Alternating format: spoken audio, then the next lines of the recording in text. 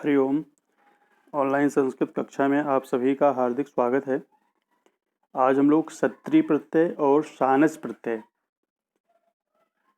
ये दो प्रत्यय हम लोग पढ़ेंगे आज। तो इन दोनों के नियम एक जैसे ही हैं।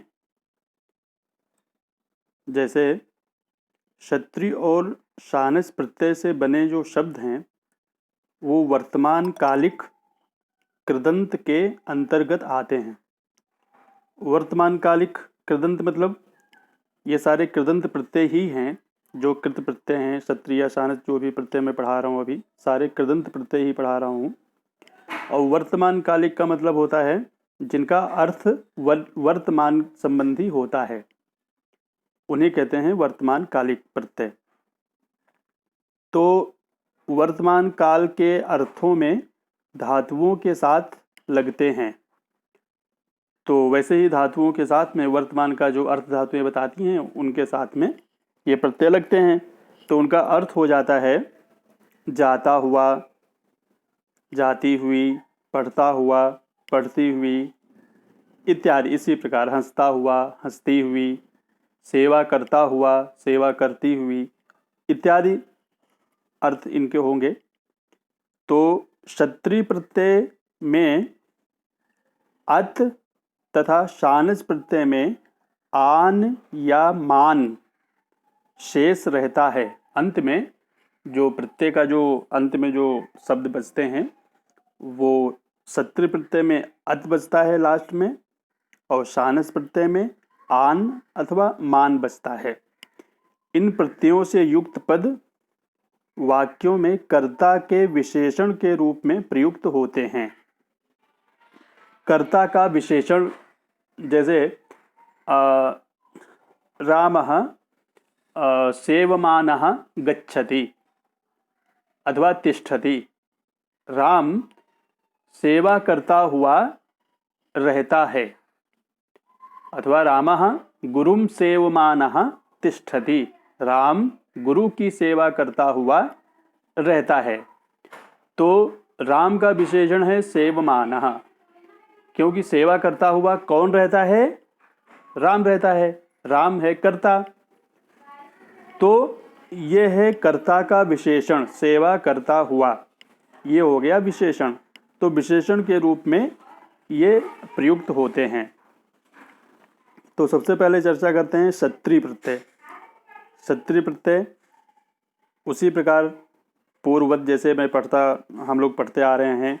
पहले धातु, फिर प्रत्यय, फिर शब्द, फिर इसमें स्त्रीलिंग पुल्लिंग भी बनेंगे। जैसे चल धातु है, क्षत्रिय प्रत्यय है, तो पुल्लिंग में शब्द बनेगा चलन, जिसका अर्थ होता है चल हुआ। स्त्रीलिंग में चलंती, नपुंसक लिंग में चलत। इसी प्रकार अर्थ सबका होगा चलती हुई स्त्रीलिंग में, चलती हुई, और चलता हुआ नपुंसक लिंग में। उसी प्रकार त्रिधातु है तैरने के अर्थ में। क्षत्रिय प्रत्यय तरन, तैरता हुआ, तरंती, तैरती हुई, तरत, तैरता हुआ। उसी प्रकार दृश्य धातु है क्षत्रिय प्रत्यय, इसका रूप बनेगा पश्यन। दृश्यन नहीं बनेगा, इसमें पश्यन बनेगा। पश्यन देखता हुआ, पश्यंती, पश्यत। पठ धातु पठन, पठंती, पठत। गम धातु क्षत्रिय गच्छन, फिर गच्छन्ति, फिर गच्छत। इसी प्रकार अन्य शब्द भी बनेंगे, जैसे भवन, पचन, शृण्वन, हसन, रक्षन, वदन, पतन, पिवन, जानन इत्यादि रूप बनेंगे। अब शानच प्रत्यय।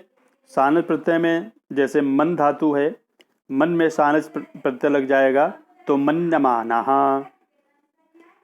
मन्यमाना, मन्यमानम, मानता हुआ, सम्मान करता हुआ। लभ, लभ प्लस शानच लभमानः। स्त्रीलिंग में लभमाना, नपुंसक लिंग में लभमानम, प्राप्त करता हुआ। जैसे कहते हैं कोई चीज लाभ हुई कि नहीं, वही लाभ से लभमान हो गया। ये सेवमानः, सेव प्लस शानच, सेवमानः, सेवमाना, सेवमानम, सेवा करता हुआ। वृद्ध प्लस सानच वर्तमानः। पुल्लिंग में विसर्ग रहेगा, स्त्रीलिंग में अकार और नपुंसक लिंग में मकार। ये एक नियम है, इसको हरदम ध्यान रखना चाहिए सानस प्रत्यय में। उसी प्रकार वर्तमानः वर्तमाना वर्तमानम, वृद्ध धातु वर्धमानः वर्धमाना वर्धमानम। इसी प्रकार सहमानः मोदमानः वंदमानः आसीनः नयमानः जायमानः इत्यादि रूप बनेंगे। ठीक है, इनको अपनी कॉपी में लिखिए और अभ्यास करिए। ठीक है, धन्यवाद बच्चों।